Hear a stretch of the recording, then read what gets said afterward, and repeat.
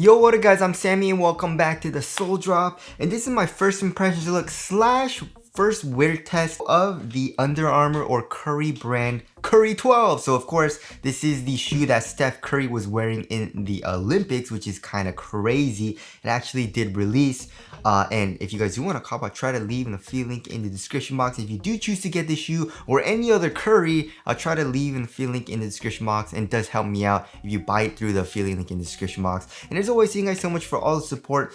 But I do love the price of this shoe, right? So every Curry has been around 150, 160 bucks with the Flow outsole and midsole. But with the Curry 12, they actually decreased the price, which no shoe company has been doing, and it's now $140. Which is actually a very nice price, especially since when you look at all the Flowtros, right? When you look at the Curry 1 low Flowtro, the Curry 2 low Flowtro, the Curry 4 low Flowtro, the Curry 4 Flowtro, and also the Curry 6 low Flowtro, or I guess the Curry 6 Flowtro, which is coming out soon, which looks terrible. And stop Flowtroing shoes, Under Armour, please. I don't really think we want that. They're all like 130 bucks, right? But the main signature shoe for Curry, like the Curry 8, 9, 10, 11, has been 160 bucks, 150, 160 bucks, right? So it just didn't make sense, you know what I mean, for the price, because you can literally get the Flowtros, like the Curry 1, 2, 4 Flowtro for like 130 bucks. It's pretty much the same exact shoe. So 140 bucks for the Curry 12 is a nice price decrease. And also it's weird because also I was looking on their website. So the Curry 11 retails for 160 bucks, right? But then the Curry 11 team colorways are 140 bucks. So I don't know what they're doing with the colorways, and the pricing is kind of weird, but either way, it's dope that they decreased the price. Thank you guys over at Under Armour for doing that. But yeah, like I mentioned at the beginning of this video, I did play in this shoe once yesterday, and of course I also had the Curry 11. I brought the Curry 11 too, and played them both of the shoes at the same time, and we'll go over my thoughts in this video. But let's get it started off with the Tracciones, and freaking literally, it's the same exact outsole as the Curry 11. Like, the pattern is exactly the same. Yeah, sometimes they change it up a little bit, they make the grooves a little bit different sometimes, coming from like the Flow outsoles, but it literally looks the exact same as the Curry 11, which is just, I really dislike it, you know what I mean? And I want to stop seeing that in Curry signature shoe line. For example, like the Hardens, right? The Harden Volume 7, the 8, and also the 9 that's been leaked, but it's kind of like, it's probably going to be what the Harden Volume 9 is going to look like.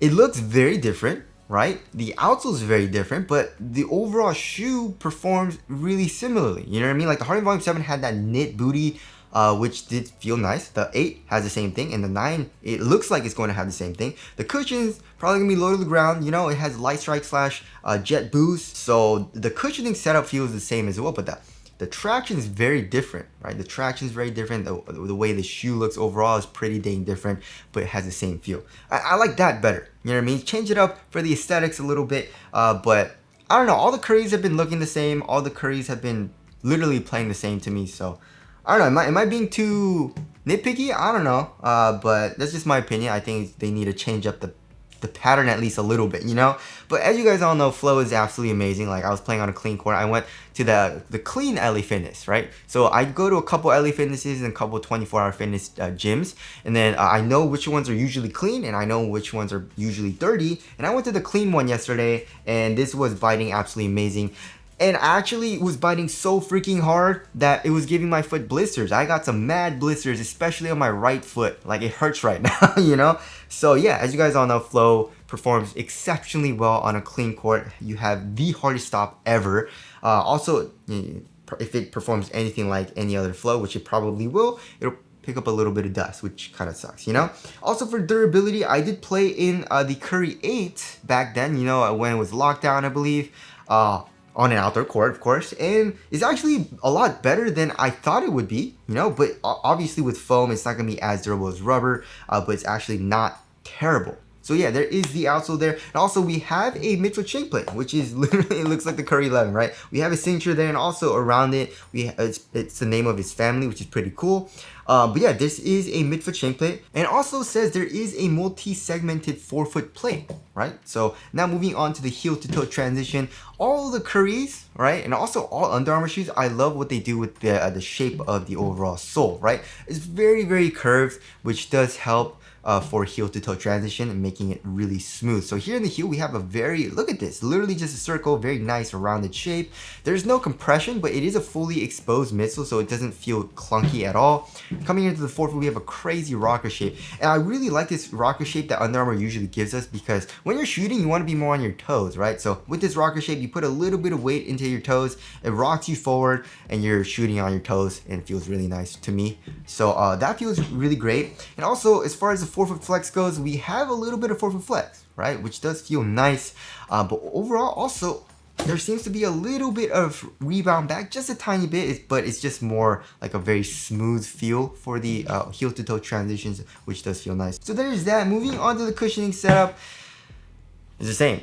It's the same. Same as the Curry 11, 10, 9. I mean, it's literally the exact same as the Curry 11, I feel like, right? So they're saying it's a dual density flow midsole, which the Curry 11 also has. And if you guys look at the bottom of the shoe here in the heel, you can see a red foam, right? It has the Under Armour logo. It's a softer type of flow, but yeah, it's not that nice, right? So of course we have the flow midsole slash outsole right here on the outside. There's no compression here in the heel at all, especially with this freaking plate. Look at this plastic. Why?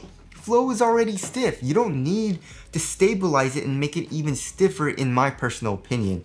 Like, they never did this until like the Curry 11, 12. I guess maybe it's because it's the dual density flow. But like the 8, 9, 10 didn't do that. You know what I mean? So there's really no compression in the heel. It's not that soft. Core feel is pretty good. I would say it's not the best core feel, but it's better than average. But yeah, looking at the insole, the insole is not that nice. It's a very crappy insole, and underneath that, we have a very, very stiff strobe board. So, I mean, I get it. You know, Curry likes what he likes, and he likes a very responsive cushioning setup, which is fine. I like responsive cushioning setups. You know what I mean? I don't want something too soft, too much compression. But I want a little something from my cushion. You know what I mean? And the perfect thing for me would be, in my personal opinion, would be a nice soft mesh strobe board, which literally every single Chinese company does nowadays. You know, even in their $110 shoes, they put a soft mesh strobe board. So, and that improves the step and comfort, of course. Even if it's a crappy foam, it does improve the step and comfort, makes the foam like soft right underneath your foot. So why can't they do that with flow, especially since this is dual density and this is actually kind of soft when you press it? So I've been saying that since the Curry 11. Well, no, I've been saying that since like the Curry 8, but the Curry 11, literally, it's the same exact kind of setup. So yeah, the cushioning setup, it's not that nice. And it was hurting my foot yesterday, especially on harder impacts, which like every other flow, that's the case. So don't expect anything crazy. It's not that nice, right? So there is the cushioning setup there.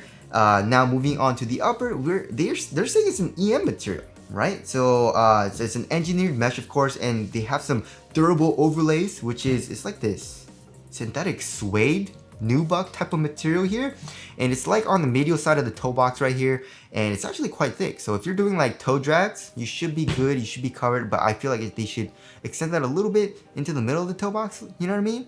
But overall, I do like that. And the overall EM material does feel nice. It's thin, right? Overall, very thin. It conforms to your foot very well. There's no pinching or anything. Feels really good right out the box. And also, it is very supportive, like every other, you know, Curry has been. Coming here to the midfoot, it does actually, on the lateral side, it feels a little bit more rigid, a little bit more supportive than the medial side, which makes sense. And then for the tongue, we have, it looks like there's ventilation holes, but it's actually not.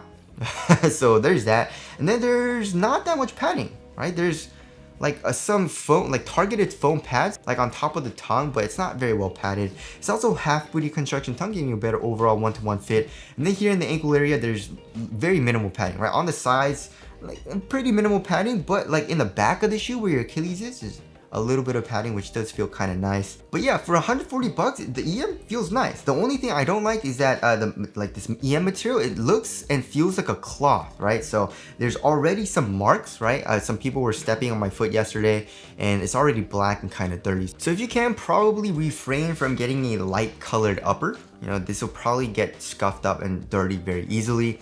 But I do like how it feels on foot overall so far. And also we have an external TPU heel counter. And with this shape, it kind of reminds me of the heel counter from the Kobe 8. We also have the Roman numeral 12, which is pretty dope. It also says flow in the back. And also for the tongue, we have his new logo.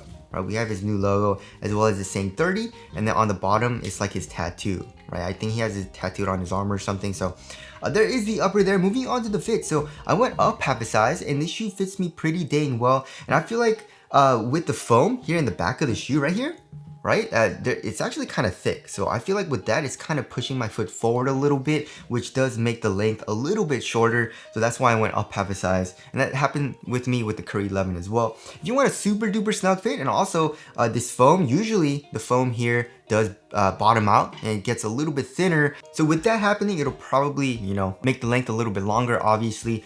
So it all depends on what you want. Like right now for me, the length is pretty good, although there is a little bit of length. Like my toes don't go right to the edge of the shoe.